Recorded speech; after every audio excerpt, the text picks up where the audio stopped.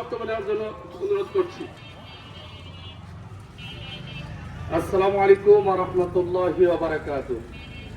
নাহমাদুহু ওয়া নুসাল্লি আলা রাসূলিহিল কারীম, আম্মা বা'দ। আউযু বিল্লাহি মিনাশ শাইতানির রাজীম। বিসমিল্লাহির রহমানির রহিম। ওয়া মাকারু ওয়া মাকারাল্লাহু ওয়াল্লাহু খায়রুল মাকিরিন। সম্মানিত উপস্থিতি, আজকে যেই বিষয় নিয়ে আপনাদের সামনে আমরা উপস্থিত হয়েছি, এই বিষয় নিয়ে এখন দাঁড়ানো আমাদের কোনো ক্রমেই উচিত ছিল না। কারণ বাংলাদেশের জনতা বিগত বছরের 5 আগস্ট তাদের সিদ্ধান্ত তারা জানিয়ে দিয়েছে যে বাংলার ভূখণ্ডে আওয়ামী লীগের কোন রাজনীতি আর চলবে না। যেই দলের বিরুদ্ধে গণ অভ্যুত্থান হয় সেই দলের অস্তিত্ব সেই দেশে থাকতে পারে না। সুতরাং স্পষ্ট ভাবে বলতে চাই, আমরা অতি কষ্ট নিয়ে বলতে চাই, অনেকে আছেন যারা মনে করছেন যে এদের সাথে মিলে আমাদের ভোট বাড়বে।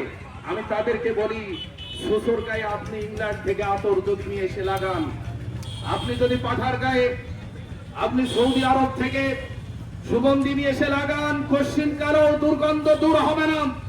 বাংলাদেশ আওয়ামী লীগ যেই পরিমাণ মানুষ হত্যা করেছেন, জেল জুলুমের কেবলমাত্র যারা শিকার হয়েছে তারাই জানেন এই নিষ্ঠুর দল সম্পর্কে। সুতরাং আমি আশুলিয়া থানাতে গিয়েছি, ইয়াসির আরাফাত ভাই আমাকে দেখিয়েছেন, এ দেখেন সেই জায়গা যেখানে জীবন্ত মানুষকে পোড়ায় মারা হয়েছে। সুতরাং আশুলিয়ার ঘটনায় প্রমাণ করে এই দলের রাজনীতি বাংলার ভূখণ্ডে কোন ক্রমেই চলবে না, করে বলুন ঠিক কিনা? শুধু তাই নয়, আরো বলতে চাই, আমরা এই দেশের স্বাধীনতা অর্জন করেছি আবু সাইদের 2 হাত প্রসারিত করে দেওয়া মুগ্ধর মতো পানি লাগবে আত্মচিৎকার মেরে অর্জিত এই স্বাধীনতা, হাজার হাজার জনতার রক্ত ভেজা এই পিচ্ছিল পথ নতুন করে বাংলাদেশে আবার যে আওয়ামী লীগ আনুগত্য করবে, এটা বাংলার ভূখণ্ডে ক্রমেই হতে দেওয়া হবে না। শুধু তাই নয়, আমরা দেখেছি 71-এর চেতনা বেঁচে এতদিন তারা খেয়েছে। আজ যাদের বলেছিল দীর্ঘদিন ধরে পাকিস্তানের দালাল, ওই তারা 16 বছর নির্যাতিত হয়েছে, কোনদিন পাকিস্তানে পালায়নি, বরং তোমরা তোমাদের মামা বাড়ি দিল্লি তোমরা পালিয়ে গিয়েছো, যারা বলুন ঠিক কিনা? আমরা দেখেছি। সুতরাং ভারতের 5 আটা গোলামদের বাংলার ভূখণ্ডে নতুন করে কোন ক্রমে রাজনীতি করতে দেওয়া হবে না। আমরা দেখেছি এই ভারত আমাদের, যাদেরকে আমরা ইলিশ মাছ খাওয়াই, বড় বড় ইলিশ মাছ, এই ভারতকে ইলিশ মাছ খাওয়িয়েছি আমরা। আর যখন আমাদের জনতা বন্যায় ডুবেছে, তখন ভারত পানি ছেড়ে দিয়ে আমাদেরকে ডুবিয়ে মেরেছে। আমরা দেখেছি ফেলানির লাশ তারা কাটে ঝুলিয়েছে, কিভাবে নির্যাতন করেছে। সুতরাং ওই ভারতের 5 আটা গোলাম আবার কিছুদিন আগেও আমরা দেখলাম গর্ব করে বলছে ইসরায়েলে আমরা 6,500 সৈন্য পাঠিয়েছি, আর তারা যে মুসলমানদের, ফিলিস্তিনি মুসলমানদের হত্যাযজ্ঞ চালিয়েছে। সুতরাং আমরা যারা মতে এই শত্রুর যারা সহপাঠী সহযোগী, এই ভারতের দালালদের নতুন করে বাংলাদেশে আর কোন রাজনীতি করতে দেওয়া হবে না। সুতরাং তাই নয়, আরো কিছু কথা বলতে চাই। আমরা দেখেছি 5 মে হেফাজতের যে কর্মীদের যেভাবে নির্মমভাবে হত্যা করা হয়েছে, আমরা দেখেছি বিডিআর বিদ্রোহের নামে বাংলাদেশের চৌকস সেনাবাহিনীদেরকে নির্মমভাবে হত্যাযজ্ঞ চালানো হয়েছে, আলেমদেরকে জেল জুলুম দেওয়া হয়েছে, শত শত মায়ের বুক খালি করা হয়েছে, এমনকি ছাদের উপরে বারান্দায় খেলা করতে গিয়েছিল ছোট্ট শিশু পর্যন্ত এদের হাত থেকে রেহাই পায় নাই।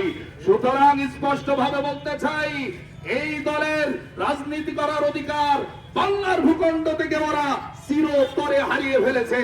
শুধু তাই নয়, আদালতকে বানিয়েছিল মামু বাড়ির আবদার, যা দলীয়করণ হয় তাই আইন আদালতে পাশ হয়। মালিকের মতো পাগল বিচারপতি দিয়ে আল্লামা দেলোয়ার হোসেন সাঈদী সহ অসংখ্য জামাত ইসলামের কর্মীদেরকে তারা ফাঁসিতে ঝুলিয়েছিল।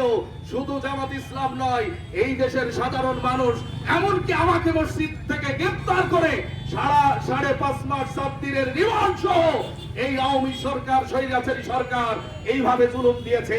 সুতরাং আমরা যারা রাজপথে আন্দোলন করেছি, 3 তারিখে যারা আমরা আন্দোলন করেছি, 4 তারিখে আমরা যারা আন্দোলন করেছি, 5 তারিখে আমরা যারা আন্দোলন করেছি, জুলাই আমরা যারা আন্দোলন করেছি আমরা দেখেছি, আমার ভাইয়ের লাশ আমার পাশ দিয়ে গুলি চলে যাওয়া আমরা দেখেছি। সুতরাং এত নিষ্ঠুরতার পরও বাংলাদেশ আওয়ামী লীগের রাজনীতি করার অধিকার বাংলার ভূখণ্ডে নাই। এদের কোন ক্রমে রাজনীতি করতে বাংলাদেশে দেওয়া হবে না।